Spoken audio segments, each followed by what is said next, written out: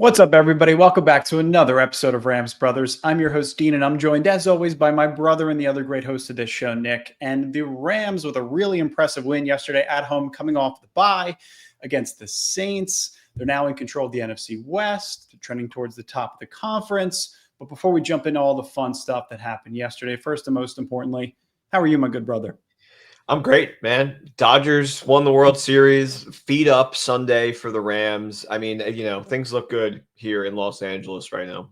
Incredible sports weekend. It was one of those, you get it one time a year where all the four major sports are playing at once. That happened last week.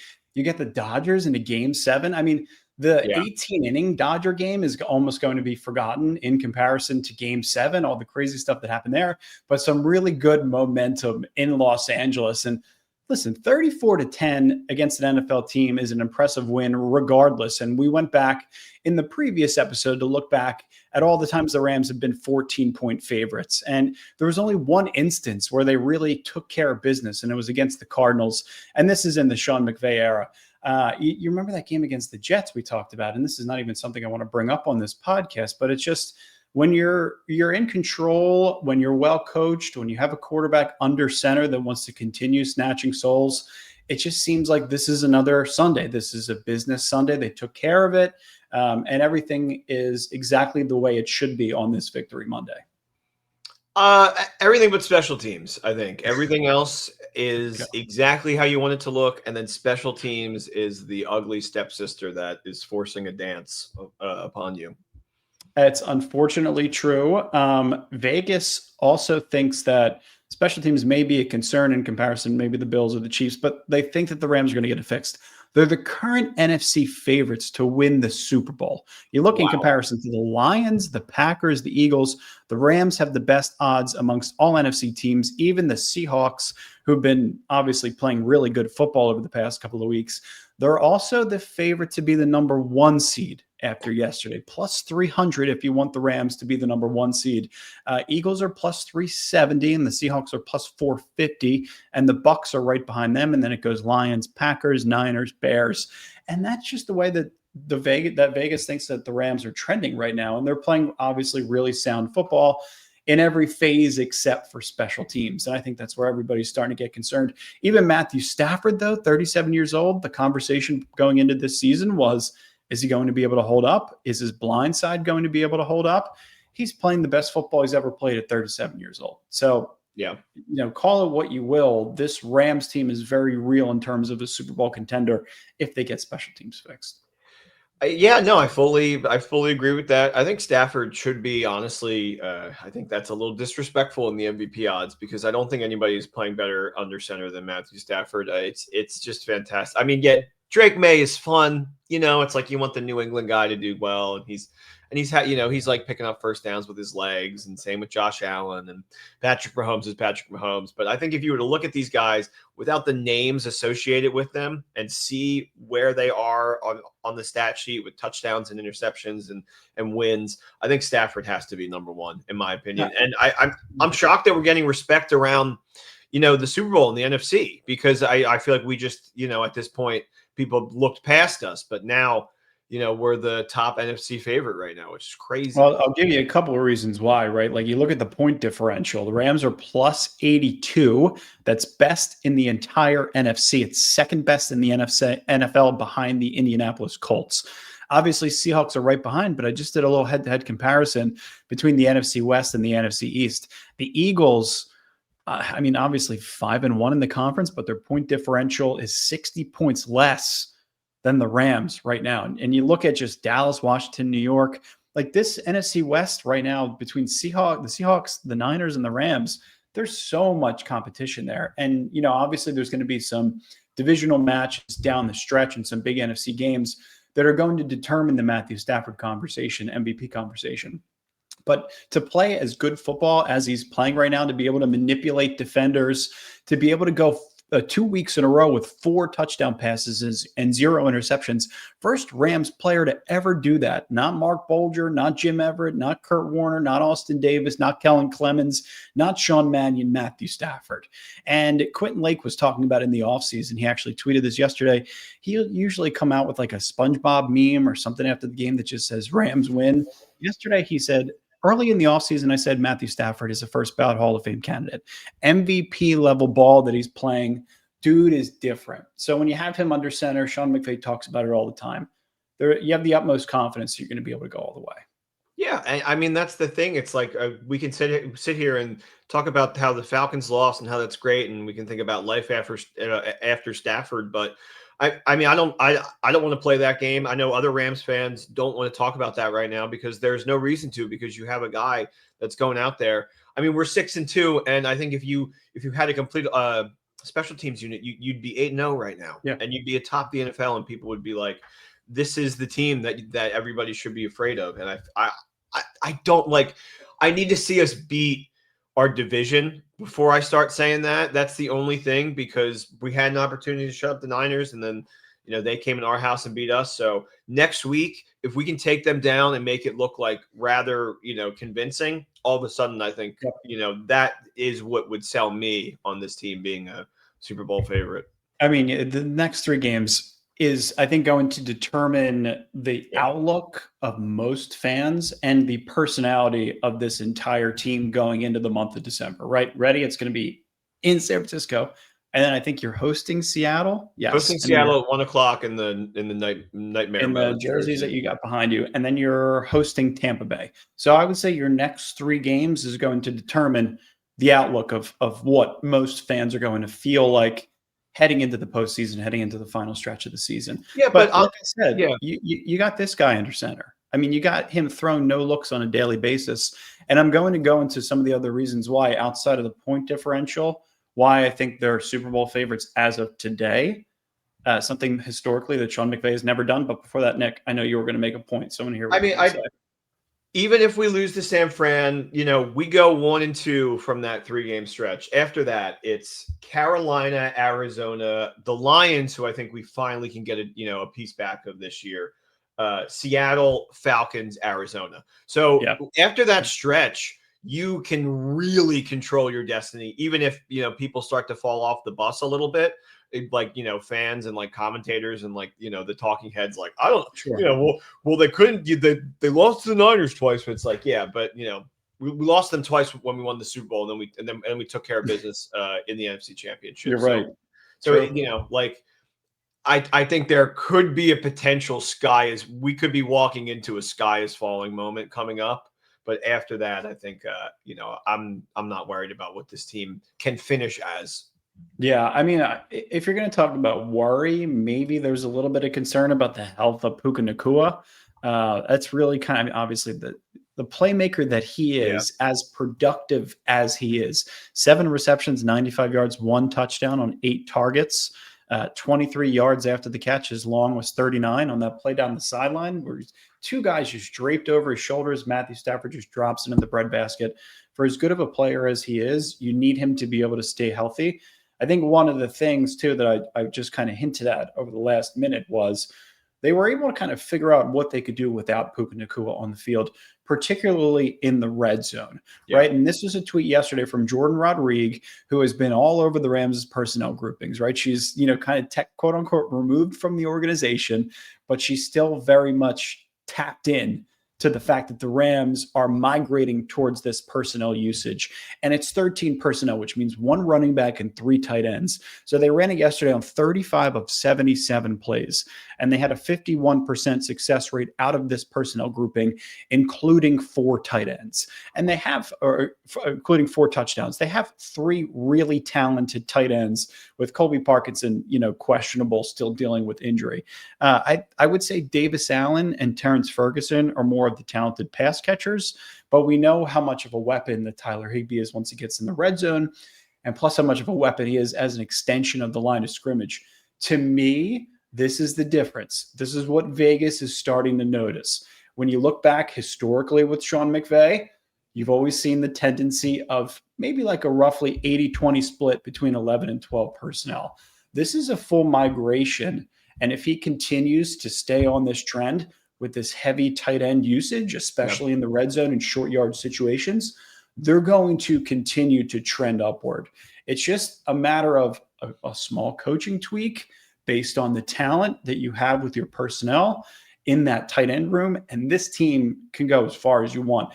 The only problem is Sean McVay historically has migrated towards 12 personnel. You've seen him be successful with it and then just hang back to 11 personnel. He'll default back to it like a panic Madden player who doesn't know what call to play. So, or what play to call. So you know what I'm trying to say there. Yeah.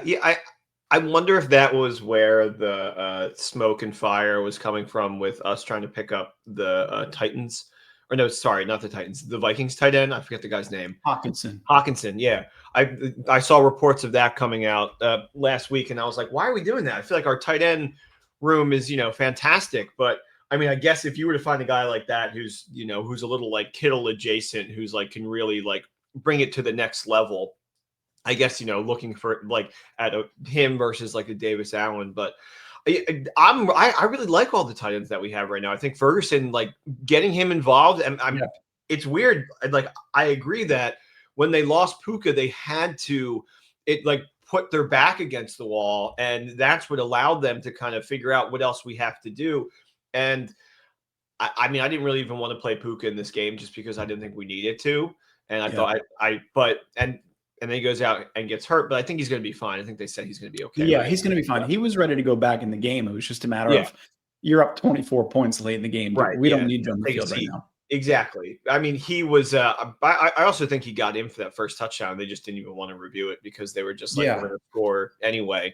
But I was just sitting there thinking, okay, I think that this Puka injury like legitimately got the connection between Adams and Stafford on the level that it needed to, because that Jags game, it was basically just Stafford Adams like making these huge chunk plays. And we saw it today too. I feel like they are finally on the same page as well, which is another reason why I think we're now on the top of the leaderboards.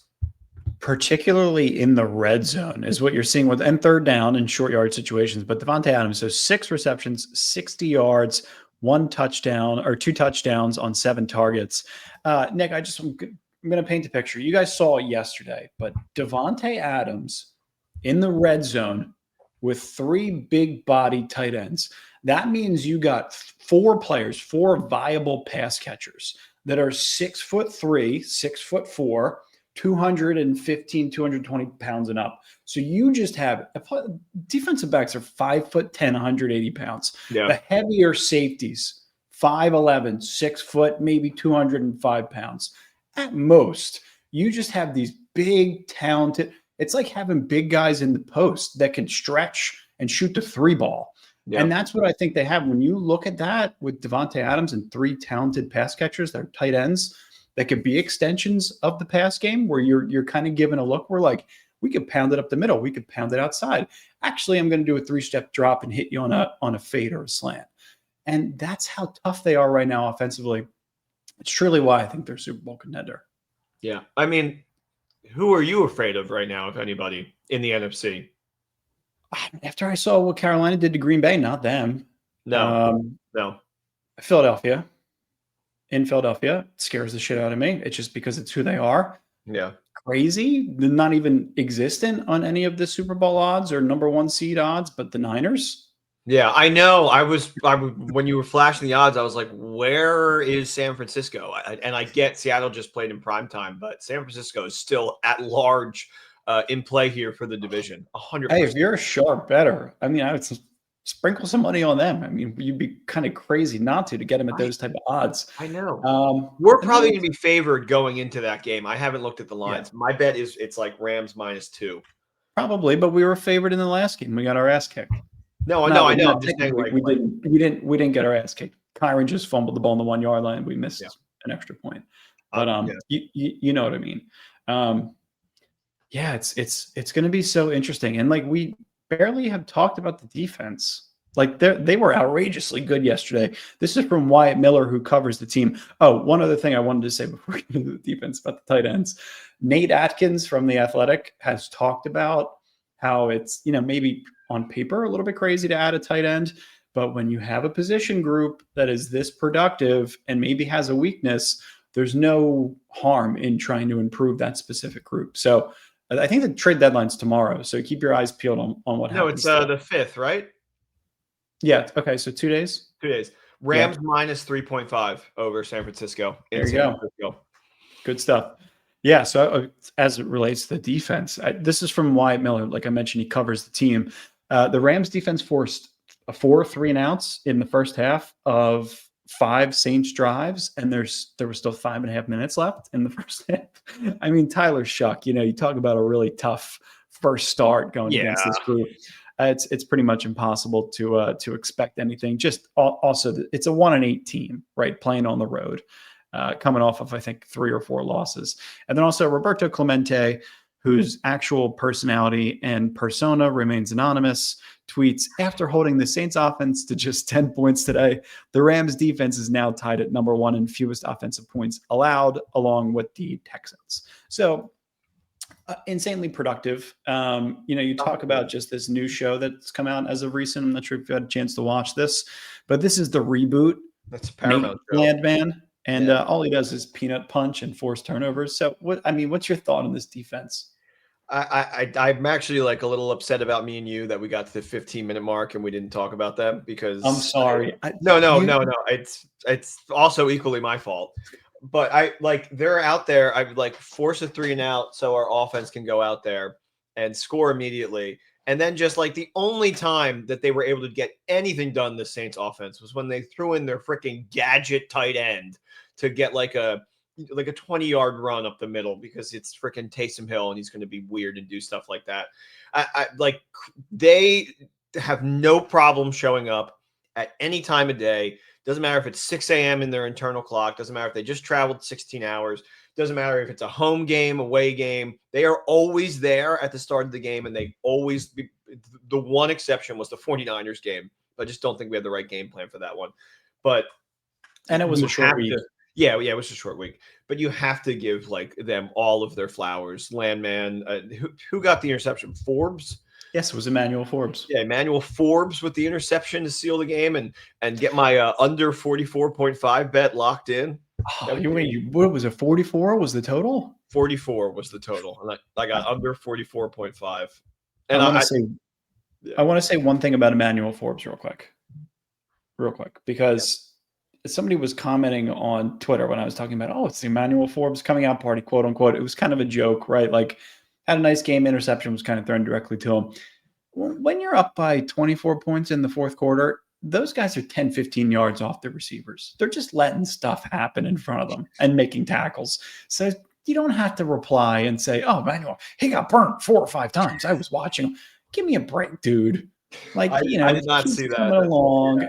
He's coming along. He had his interception. Well, people listen to some of these Rams commentators and podcasters, and they're just like, he's getting burned here. Somebody's telling me that this guy's terrible. It's you don't know the scheme that they're running right now at all. You don't know the scheme. You don't know the personnel grouping. You don't know the sub package. And I'm not saying we do on a play-to-play basis, but we can look back and tell you exactly what happened. And the one thing with Emmanuel Forbes too, the open field tackle on Taysom Hill, who's built like a brick shithouse. I thought that was impressive for somebody 175 pounds, soaking wet. Credit to Aubrey Pleasant and the staff for kind of coaching this guy along. And, you didn't really hear the new guy's name called Roger McCreary, which is fine, right? It's probably a good thing when it's a guy in the secondary's name isn't being called. And I'm not sure how many snaps he got. So somebody can correct me in the comments. But, I think that you made the kind of moves, and I'm not sure that the Roger McCreary move is one that necessarily moves the needle, but the reason why we didn't talk about the defense until 15 minutes into this episode is because when Sean McVay figures something out offensively, the rest of the league takes notice. Yeah. They all start trying to figure out exactly what the hell's going on. And he's got something cooking, especially in the red zone.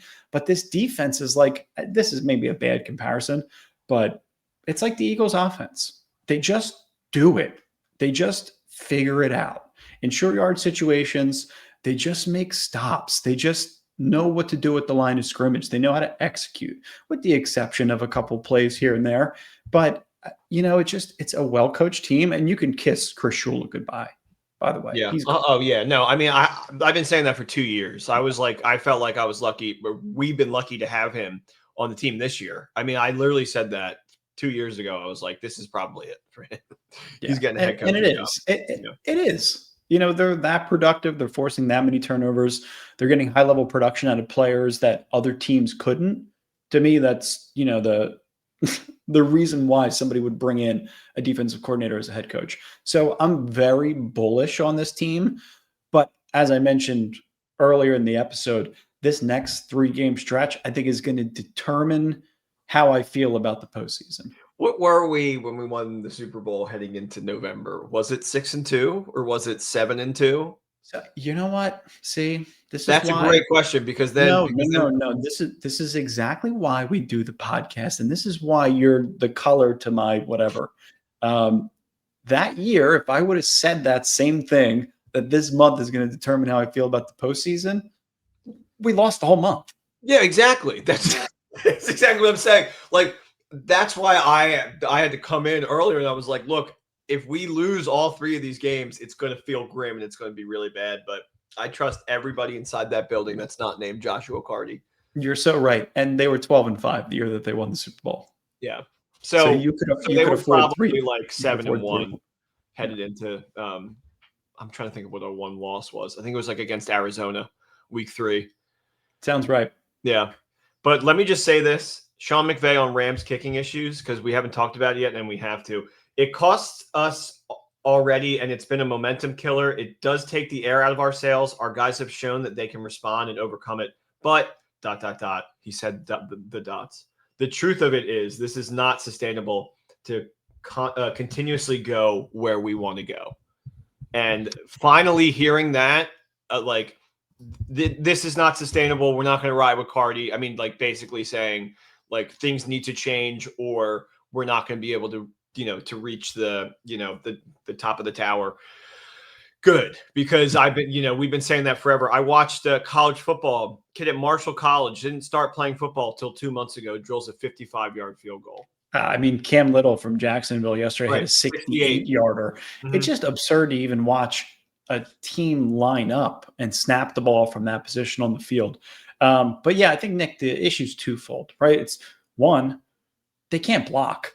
It doesn't look like they can block on a kick-to-kick basis, which is really upsetting, even on extra points. The second point being, I think the kicker's heady. I think he just is naturally a heady kicker. And when he's got, bull rush coming at him and, things fundamentally or mechanically aren't feeling good, he's going to miss kicks. And 3, I want somebody. He's slow. He kicks the ball slow. His buildup is slow.